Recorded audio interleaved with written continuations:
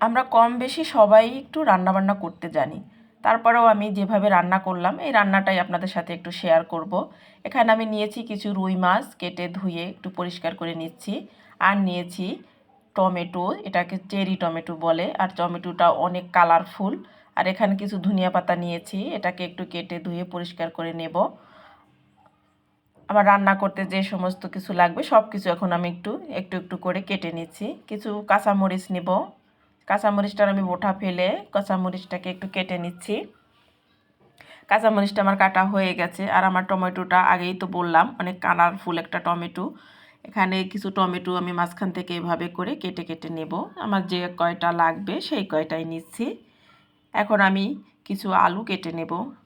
আমাদের সাধারণত রান্না করতে যে সময়টা লাগে তার চেয়ে সব কিছু রেডি করতে সময়টা বেশি লেগে যায়। এজন্য একটু সময়টা এদিকেই চলে যায়। আপনারা একটু সময় করে আমার ভিডিওটা দেখবেন। আর আমি এখানে মাছটা একটু কেটে নিলাম এভাবে, তাহলে মাছটা খেতে মজা লাগবে, এর মধ্যে মশলাটাও ঢুকে যাবে। এই যে সব কিছু আমার কাটা হয়ে গেছে, এখন আমি রান্নার প্রসেসিং শুরু করব।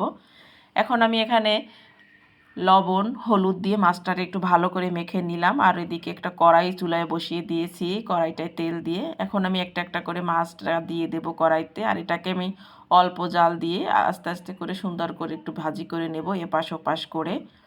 এই যে দেখেন আমার একটা পাশ মাছের প্রায় হয়ে আসছে, এখন আমি এটাকে তুলে ফেলবো। আর এভাবে করে মাছ ভাজি করে রান্না করলে খেতেও অসাধারণ হয় আর দেখতেও মজা লাগে। এই যে আমার মাছটা হয়ে গেছে, এখন আমি এটাকে তুলে নিচ্ছি। আর ওই তেলের মধ্যে আমি আলু আর টমেটোটা দিয়ে একটু কষিয়ে নেব।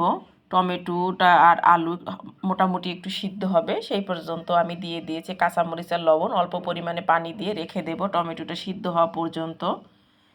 একটু ঢেকে রেখে দিলাম।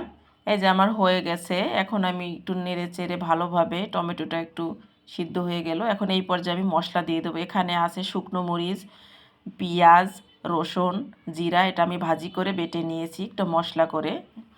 এখন এর উপর থেকে আমি মাছগুলো দিয়ে দেব।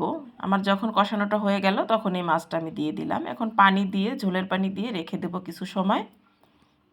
এই যে এভাবে, আর এভাবে করে রান্না করে খেলে অনেক মজা লাগে, আপনারাও খাবেন। আর আমার ভিডিওটা কেমন লাগছে আমাকে কমেন্ট করে জানাবেন, আমার পাশে থাকবেন, আমাকে সাবস্ক্রাইব করবেন। আর উপর থেকে ধনিয়া পাতা ছড়িয়ে দিয়ে আমি নামিয়ে ফেললাম। এই যে আমার রান্নাটা হয়ে গেছে, দেখেন কত সহজেই আর কত তাড়াতাড়ি। আর এটা দেখতে দেখেন কতটা লোভনীয় হয়েছে, এটা খেতেও অসাধারণ। এখানেই শেষ করলাম।